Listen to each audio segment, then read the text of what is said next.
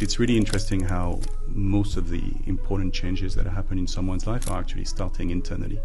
Life is just a reflection of what's happening inside. We see the foreground, but not the background. The heaviest weight you will ever carry is the one you refuse to let go of. As long as you try to control the uncontrollable, this is when your energy go into this drain, and this is when people are burnt out. It's this idea like, I need to control. And I feel like in the process of faith and letting go of obliteration of ego, you're like chipping away at it physically, manually, until like that spark comes, and then naturally it just gives away. We say you can't wish for an easy life. You can only wish to have the strength to go through life. Before anything rises, something must be buried. To hold it up yourself, it is meant to not last. Simon Sinek says that hard work for something that you hate is stress, and something that you love is passion. Part of doing this job has given me the chance to meet mentors, old friends, and really reminisce and also appreciate where this journey has brought them, and for me to have been honored to be a witness. When I was 14 and training in Niru martial art, I had this amazing partner, and back in the day, we used to always like grapple and bruise each other up, and then they would tell him what's happening, and they wouldn't believe when he would tell them this 14-year-old kid is like always jumping on me and those kind of things. Today, my friend and dear mentor, Michael Becker, has joined us, and I really hope that you appreciate everything we're going to talk about, from partnership to being a leader to being a father, and most of all, being a citizen who cares for his community. Michael today is the co-founder, director, CEO of this group, a multi-center interprofessional clinic that does physiotherapy, family medicine, sports medicine, and a whole other services. But most of all, a clinic that's known for its empathy for its community. So please welcome me today in joining Michael Becker. Thank you for joining. Thank you very much. Thank you for having me. How are you doing today? I'm doing great. Amazing. Excited to have this conversation. Always looking sharp and dapper. Thank you. Trying. Of course. Tell me about the first thing that just popped into your head this morning before you came in terms of your message that you want to share. I think it's really about, what you were saying about the people you want to talk to, and this young man who are trying to find their path in life, because we've all been there, right? Trying to first impress and find our reason to live and to, move forward. And now after, me being in a professional for 20 years, I realized that what I was seeking initially was not really the right target. So mainly to testify and to share, how emotional, for instance, management is important in any career, and answering the why question. Right. Something that really stands out about in the relationship I have with you is it's never too late to change. Yeah. Because at the ATC experience, we talk about self-mastery, whatever that is. And for someone like yourself and others who've gone through this type of journey, you might reach some sort of excellence, let's say professionally, but then deep down, like something like just nudging at you, but something else has to happen. And I feel like for us, like I want to start with family and the influence of family, like nature, nurture, and how much, let's say, our mothers or that element has really an impact on us. And I want you to start with your journey of where you started, the influence on getting into healthcare, and the message you share on the daily. Yeah, so I started like my dad, I always say. So I'm the son of an entrepreneur in oil and gas. So I come from France. My mom is from French family. My father is Swiss. Started, in a way following the footstep of my dad, oil and gas, business, business development. And that led me to this region. So I moved to the UAE 14 years ago. I was working for a very large French company.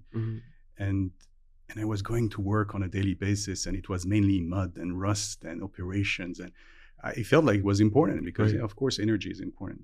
But in my heart, I always had healthcare. And in a way, it was also following my mom's path because she's a psychologist. So I was raised both with the stories of my dad traveling the world and doing these crazy operations, everywhere, and my mom trying to make a difference for people's life. And I realized that in my heart, I wanted to be in healthcare. I always regretted not to be a doctor. And so I was here, enjoying the nice expat life. But going back to my wife at night and say, oh, I'm a failure. I wish I were a doctor. And I could, because at the end is what drives us. And for me, I realized that what is driving me is helping people, because we all find joys in different aspects. Right. And for me, it's really when I actively help someone that I find joy. And I felt healthcare is the place where you can touch so many lives and really make a difference. And in my journey, so I was pretty overweight before, and I started working out, and I had no education on anything physical, like how to move, how to breathe. And I found some amazing PT, and one day my PT said, "Michael, you're like a log of wood. You can't move. You can't do anything. You should check out this amazing chiropractor who is she's young. She's in the HCC." And I booked with her, and actually the journey was, she really helped me getting on this path to become more fit and have a better conscious of myself and nutrition. And when I started changing myself, my life changed. Cool. Right. So it's really interesting how most of the important changes that happen in someone's life are actually starting internally. Life is just a reflection of what's happening inside. And then, we started, I mean, she was... Can I just pause you? Someone should tweet this. Life is a reflection of how you're feeling inside.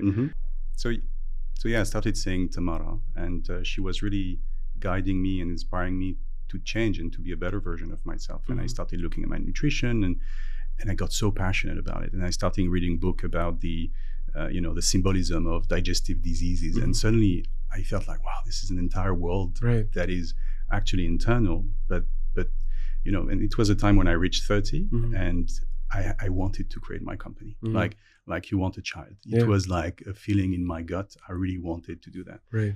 But I was really focused on the what. I need a company.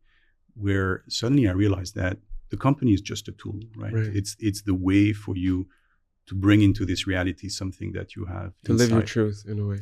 No, absolutely. And so it became so clear for me that I wanted to help people. I wanted to be in healthcare. I was so passionate again about nutrition and inflammations and all this kind of stuff. And one day I went to see Tamara as my regular checkup, and we started discussing like this out of the blue about setting up a business together. And in the beginning, she has been approached by other investors before and other business partner, and she was a bit apprehensive or not interested. Like, okay, well, who is this guy? What does he really want? And what was beautiful is then we officially met for the first time, the first work meeting. And Tamara has a very strong personality. And she said, okay, Michael, let me tell you what is my vision. Right. And she projected it with a lot of strength. And I was shocked because I told her, Tamara, if I could have written down what I was about to tell you, it's the same thing. Right. And we didn't talk about, revenues and EBITDA and profitability. We talked about how can we make a difference? How can we help people? And for me, coming from Europe, where healthcare is socialized, you trust your doctor. It's not a money relationship. Yeah. And I arrived to the UAE with my 2 young kids, and I was shocked, right? How money-driven, how business-driven was it? And I always felt like we can be successful, but we can do it the right way. We can do it by really helping people. And quite frankly, in healthcare, that's the best business model. Sure. If you avoid upselling services people don't need, if you really try to provide the best care, this is why we're still here after 10 years and we're still growing. Yeah. That what you shared in 2 minutes, especially like the first 60 seconds of you, and this wasn't just like you were like in corporate and like a regular clerk. You were thriving in there and providing for a beautiful family and a lot of responsibilities and accountable to all these different ways of pulling you. And then to have the gut, I want to expand on that, having the audacity to say, I'm going to take this risk, perhaps even, let's make it a bit more stark, I'm going to even gamble in a way with my kids' future to an extent. Hopefully it works, but the fact is, from what I know of you, is you're very also like strategical. Like if you're going to make a decision, like A to Z, similar to this podcast, it's all planned out and hashed out, and hopefully it works for the best. But it's not a haphazard decision, like I want to do this, let's just go for it. Can you tell us about how you, and thankfully you had the nurture, you had the system that also, the community that also like helped you make that decision.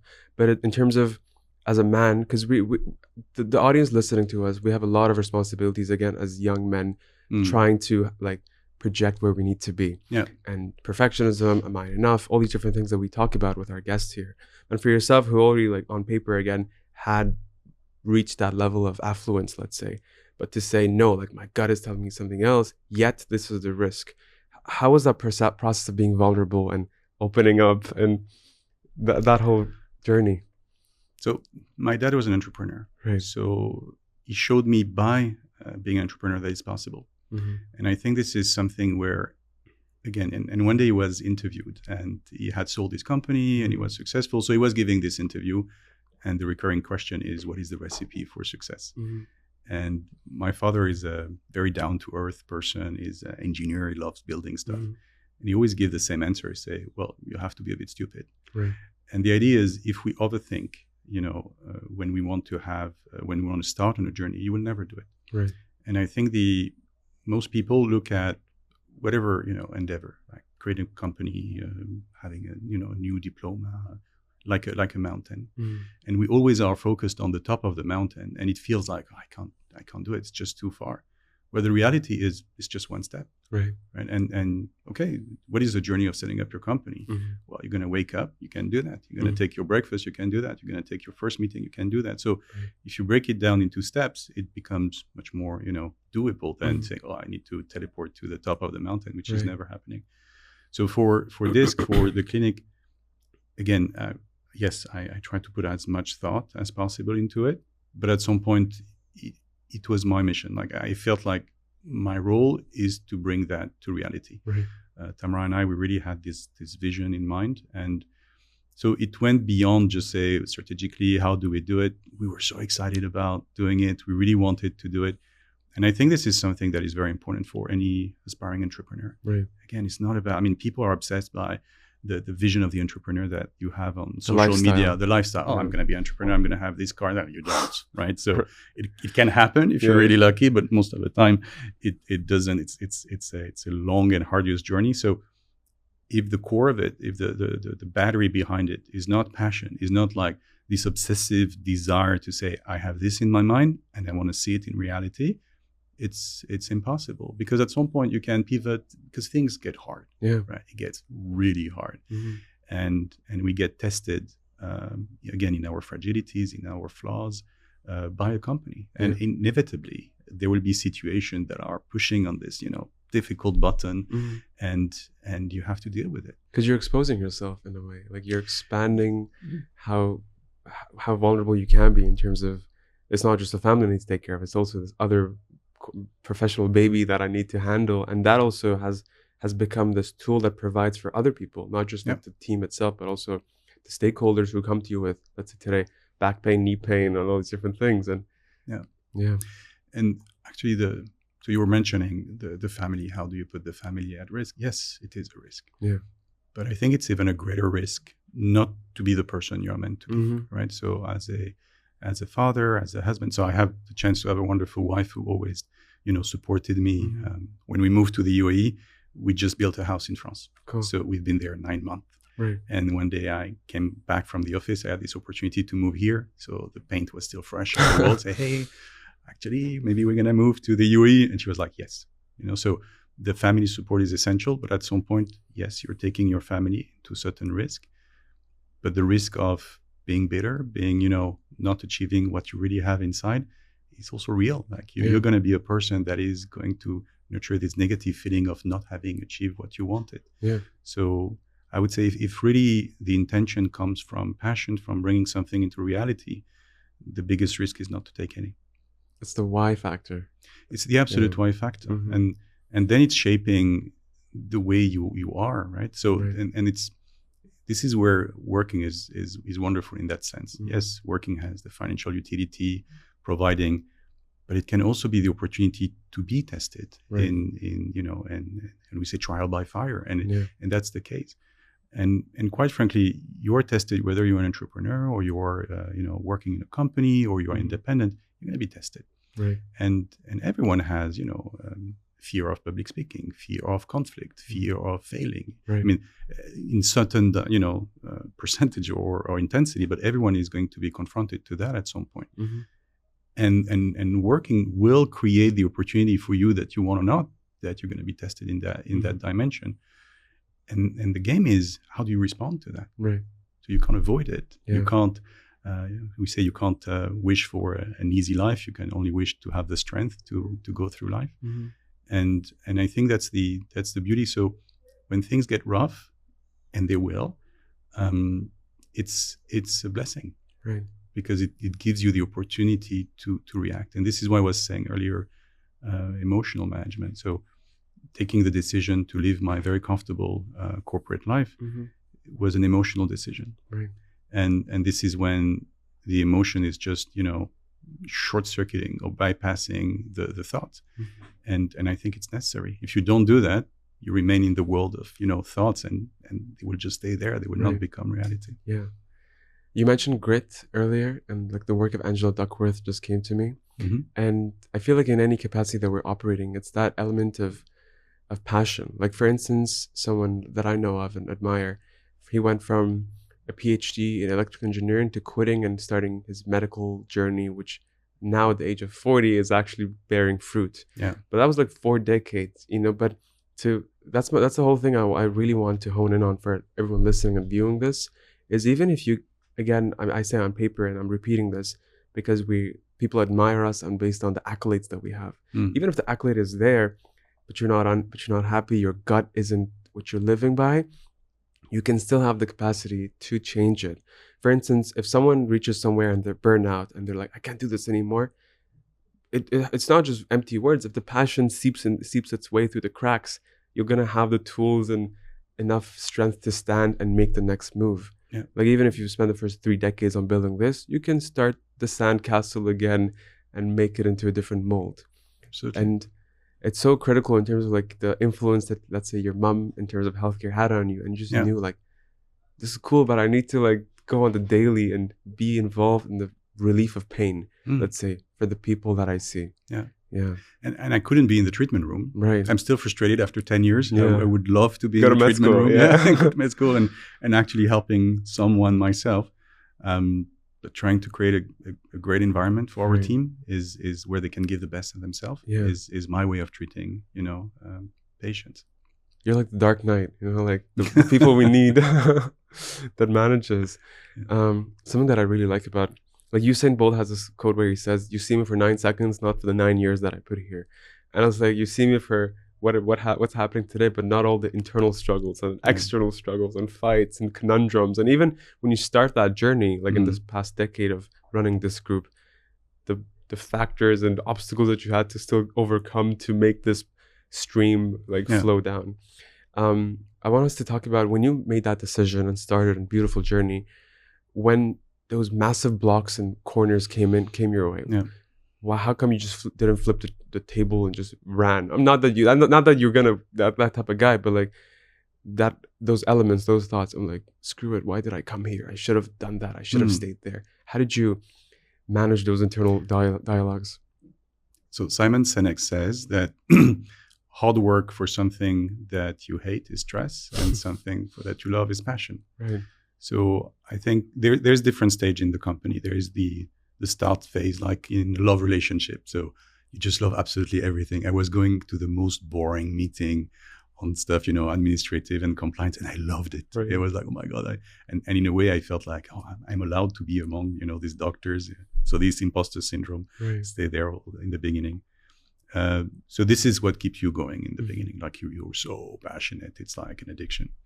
And then things settled. Right. And then what was really for me the driver to go through is, initially when you start your business, it's very few people, right?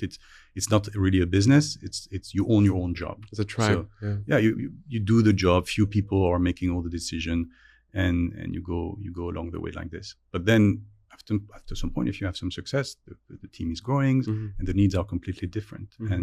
And from being the doer, you have to create an environment where people are doing. Right. And that's an incredible, difficult challenge. It's the system that we talked about. Yeah, it is so hard, because we don't realize when we do ourselves how actually you don't have problem of communication. You are not problem of making this. Everything is internal. But now suddenly you need to create all of that environment for information, for decision making, and so it was really hard. I think that was the most difficult part of the journey, was to create this system we're still working on it, and we will always be working on it. It's never a finished product. But for me, after the clinic became a reality and we had a couple of clinics, I realized that the next step is to build this system that is going to run clinics. So initially I was just envisioning a clinic. Then I was envisioning now what system can create quality at scales. So you can have 200 clinics, not that is our goal, but the number of clinics doesn't matter. Right. It's the system. Yeah. And then I started being so interested in solving all of those issues. So instead of receiving them like, yes, and there are some days you're like, oh, I want to quit. Like, I just want to rest. But it's just being tired. That's it. But then it's like solving this puzzle. And you have this puzzle or this riddle in front of you. And you're like, I really want to find the solution. And to this day, we have solved part of the riddle, part of the problem, not all of them. And a big component is digitization. Maybe we're going to talk about it today, but it's how do you transfer your thoughts into digital, which is the pure expression of your thought. You can build whatever you want, right? There's no limitation. True. It's just your thought. And for me, this is where really the second wind of passion kicks in, because it becomes more of an intellectual passion, more than just the gut feeling that I need to create something. But yes, sometimes you question yourself when it's really rough, and your family, did I do the right choice? Right. And this is where I think an element of faith is important. So I'm not a religious person, but the feeling of faith that you surrender at some point and you do your best and you have good thoughts and good deed is the path in life, and that at some point the energy that you send out is going to come back to you as a boomerang. So I think in the darkest hour, when really everything works against you, I think this element of faith, which is you don't decide it, you can't just snap your finger and say, I'm going to have faith in myself, in the universe. You can't. But this is what really keeps you going after a while, because you know that if you apply the right values, the right work, the right ethics, things are going to work out in the right way. And so far it has worked for us. Yeah. If the camera could zoom in, I'm getting goosebumps because it's this holistic. We talk about holistic wellness. We talk about in the ATC experience from healthy body, healthy mind, but then not because healthy body, now you have the tools to like clearly see. Clearly see, then you can listen to your gut, and then you can take the steps, and then you can build a tribe and all these different things. Let's say once you have the castle or whatever the system is, then you need to fuel it. So I heard this saying where if you pour from a half cup, it's not going to work. You pour from a full cup, you're going to be half empty. Yeah. You pour from an overflowing cup, you're always going to have a system where you can still provide for everyone around you while yourself at the core, you're still thriving. Yeah. And everything you're saying, it's because I've partially seen it. Like I see the years and the phases and the everything you had to lose to like gain something else. And it's just what I want to focus on for anyone listening, from serial entrepreneur to someone who's working on DoorDash to make ends meet, is you mentioned faith. And I want us to talk about when you multiply faith with hard work, then the equal part of it, how do you let it go and just trust the process? What was that like for you? I think the most important first step is obliteration of your ego. I think as long as we're caught in the ego, how should I look? What should I do at this age? Where should I be? Those are very powerful parasites that are preventing you to really connect to, something which is your faith. And I think some people can do it by themselves through personal development or their own ability to do that. For me, it was more, again, through hardship. So at some point, we went through a pandemic, we went through a lot. And in the last, 4 years or around the COVID, I felt at some point that life was throwing every possible problem at us at the same time. Right. And you're like, why? And this is when I'm trying to do this. Why are you not helping me? Or and things are external, not the results of what we were doing, just an accumulation of challenges. And it's tough. It's tough for the mental health. It's tough. But as long as you try to control the uncontrollable, this is when your energy go into this drain, and this is when people are burnt out. It's this idea like I need to control, and therefore the main thing is let go, right? And let go. Everyone talk about it. You need to let go. Again, it's not like I'm going to wake up one day, I'm going to let go. It's not possible. But the first step is letting go of his ego. What you project, no one cares. Right? And what matter is Are you doing what you're supposed to do on this life, life journey?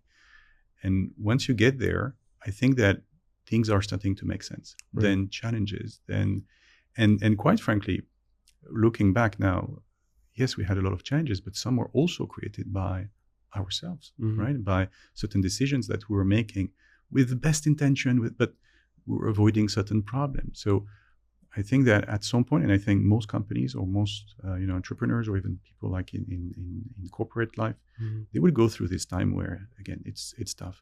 What do you learn from it? How do you convert that into it's unfair and this is happening to me to, it's actually thank you. Right. That's the opportunity I needed to see. But being self-aware is very important. Reflecting, having this time where this time of silence. You know, so these. Those are. Everyone is saying the same, but how many people are actually doing it? You know, meditation. I went from 0 hour of meditation to like meditating every day, because this is when the brain can sort out the different emotions, the different information, and today, if we're having success, it's because we had to go through this change. Yeah, there's something I've learned, even let's say in the gym, where you're doing like a power clean or like a clean and jerk. It's a power move. You need to be very smooth with all the hip extension, knee extension, all these different things. But the first 6-8 months when I was learning this, it was very manual. I had to think, like ankle and then hip and then chest and then shoulder. Now when I do it at the weight that I can handle, it comes like that. Yeah. And I feel like in the process of faith and letting go of obliteration of ego, you're like chipping away at it physically, manually, until like that spark comes, and then naturally it just gives away. Something that I've learned from you is when you like have a baby, whether it's like your child or whether it's like something you build, as you said, like initially, even like when you're, from what I've seen in my niece and nephews, like initially you need to like do everything for them until they can say dada and then like walk and whatever. Let's say in a company, similar thing. You're in the main room, maybe in the medical room, like let me clean the towel or whatever the case is. Those kind of appliances. But then as like things are rolling, as the kid can walk at age 7 or the company can slowly do its things, how do you, again, obliteration of ego, pull yourself back and be like, no, I can safely delegate and trust the process, both from a technical and also like a self aspect. How has that changed for you? And how would you even recommend others to do the same? And I'm not even talking to like entrepreneurs and owners. I'm even talking to like, you're in charge of the front stand of the store and you need to tell the other boy to come and stand here. How does that transition take place? I think what's really important is to go to the appreciation level. It's to really appreciate what people are doing for the company. And when we were saying earlier, initially you were a doer, then it's creating the system, but it's really a system where people can express their talent.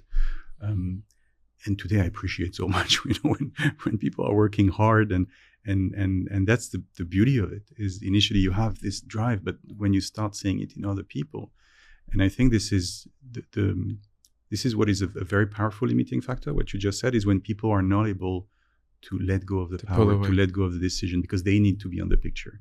Again, ego. Right? Why? We don't matter. What matter is what collectively we achieve. And I love this idea where, for instance, we went from a kind of a family kind of concept of business, where we realized that business is not a family. Yeah, you can't fire your mom. So it's different. And there is actually an even more powerful idea of the business, which is a community. And everyone needs to contribute to that community with what they bring at this time of their life, with their skills, with their own development. And this is going to evolve over time. Right. But it's always this example of, I think it was the one of the state secretary of the US, visiting NASA before the first launch to the moon. And he came across the janitor, and so the janitor said, "Oh, Mister, whatever," he said. And the secretary or the state secretary was saying, "So, sir, what is your job here?" And the answer of the janitor was to say, "My job is to put a man on the moon." And I think that's beautiful. So this person has completely integrated that by cleaning the floor, was contributing to put a man on the moon. And I think that sometimes the people, I would say, at the opposite side on the leadership, forget it's not about them, it's about this community. So yeah, I think this is really the moment where, again, letting go of your ego allows you to recognize the talent of others. You don't want to be on the picture. You want them to be on the picture. Yeah. And for me, it brings me infinitely more satisfaction to see people growing and stumbling and making mistakes. And that's absolutely fine. Right. I made mistake. Everyone will make mistake. Yeah. So if the company is this environment where people can fall and get back up and progress as a better person, that's wonderful.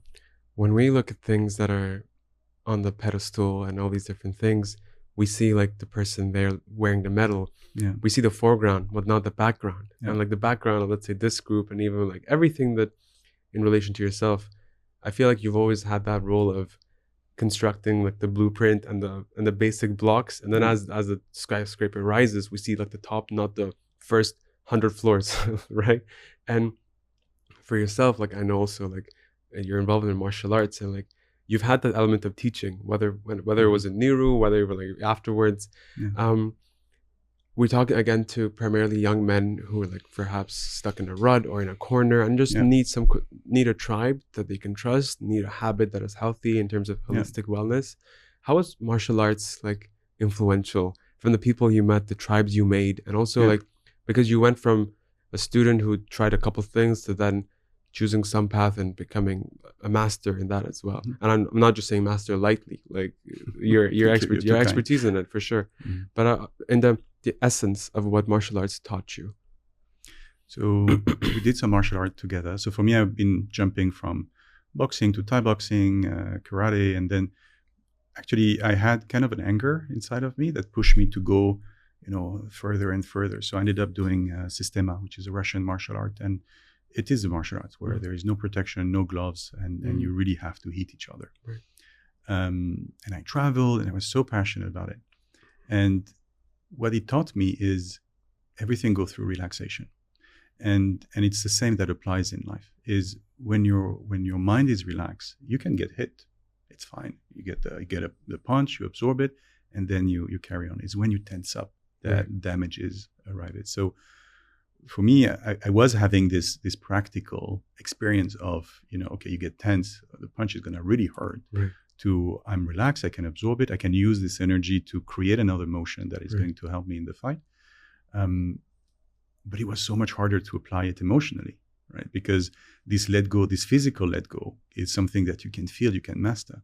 The psychological let go is there is some tension in your subconscious, things that are holding on very deeply, some stuff in the Pandora's box that your brain doesn't want to open and explore. And again, it's through life punches that you realize that you need, again, let go, accept the punch, accept the challenges, and then you get to a better version of yourself. But going back on what you said, the tribe is so important, right? And for me, it's a blessing as well. This is the kind of stuff where when things work out, you look back and say there was a part of chance. It's not, everything is not designed. Life is like winking at you, like take it. Absolutely. Yeah. And my chance was to meet my two partners, Tamara and Talal. So at two different times. Tamara is when we started the business together. Talal, a few years down the line, he approached us to expand to Kuwait and really brought this idea of expansion. He really helped us, dream bigger. But so we've been almost 10 years, the three of us together. Excellent relationship. And I would say without this partnership between the three of us, and now more people coming and joining, it would be really hard because it's a very lonely journey otherwise. And building a tribe is extremely important because you have your moment of, again, weakness and doubt. And if you manage to build even a small block, you don't have to have 10 people, just a few people around you. In your foxhole kind of thing. Yeah, absolutely. Yeah. And I think it's also important to say, what do I bring to the table? What do they bring me? And to be very honest and transparent about this relationship, because again, things will get rough, and this partnership is tested when things get rough. But if you have the chance to have that's a strength that is going to carry you through the difficult times. I might come to you and say, Michael, like I hear what you're saying about tribe, community, and listening to my truth, but I don't know where to start. I don't know what filters to install, that if X amount of people walk through those filters, who should I let in? Who should I not let in? How should I identify this person identifies with my truth? This person is just to like bite something and grab something out of me and run away, Yeah. which happens at the end of it, like no matter how hard that filter is. But how do you install those types of filters in terms of, or how do you distinguish who to like associate with and who not to? Yeah. That's a great question because it's key, Yeah. right? Who you invite in your life, who you invite on your journey is 90% of the work. In every aspect, from a friendship for Absolutely. coffee to like professional to even like the coach you hire for your kids to like teach them skiing. It's the same thing. Look, I have interviewed a lot of people Yeah. over the last 10 years. Initially, I was interviewing everyone and then gradually less people, but from doctors to managers to receptionists to, every possible level to consultant. Yeah. I tried to get better at it. So for me, with my psychology kind of background from my mom, I was trying to always, during interviews or interaction. Which your undergraduate was also psychology, or? So for me, no, business school. Okay. It's just that I was raised with it. Right. You had that Sunday exposure. conversation was always about psychology Right. and all this kind of stuff. Cool. So I tried to improve my skills and read about it. How do you interact better? But after 10 years now, I realized that gut feeling is 80%, 90% of it. Right. And every time we try to rationalize and say, okay, this person is checking all the boxes, Mhm. whether as a partner, as a consultant, as an employee, and your gut feeling tells you like, there's something, we should listen to it. Mhm. And this is something also that I've learned about the emotion knocking at the door. Is I feel like I've seen this beautiful TED talk about this person who has deep agoraphobia, Mhm. couldn't come out of his house. Mhm. And he portrayed it in a way where if we're a boat and we're the captain of the boat, each emotion is a member or is a staff of this crew of this boat. Mhm. And say when something goes wrong, they come and they knock at the door. And most of the time, as a captain, we try to lock the door and say we don't want to listen. The thing is, if something goes wrong, the emotion is going to knock harder and harder and harder until we listen. Right. And I realized that, again, in this idea of control and not letting go, it was also controlling our emotions. No, I don't want to listen to that. Actually, again, we should be thankful. We should say, thank you, this emotion. Okay, you're informing me of something. This is another information that my brain is giving me. Thank you very much. You can go back to your role or your Right. position. And I think the gut feeling in the relationship is very important. Mhm. And this is where, again, it's all down to self-awareness, to first start any journey from the inside. So, as you said, these young men that are following you or listening to your podcast, there is so much noise. So they can't listen, right? They're young and they have a lot of pulsion and a lot of dreams and a lot of desires, and they have to go through it. They will have to experience it. It's like when you buy your first nice car and you're like, oh my God, this is amazing. And you feel like on top of the world. Well, the second one is not as nice. And Right. the third one, it's a car, Whatever. right? So there is definitely a moment where we have to experience. Mhm. But quite frankly, quite quickly after, it's very important to start self-reflecting and working as early as possible on, ourselves and how do we connect to this, inner voice that is going to tell you, this is good for you, this is not good for you. Right. And I think that's a strength. If people are developing it early on, they will make better partnership. They will make better decision, partnership, business partnership, personal partnership. And that is going to make a world of difference in their lives.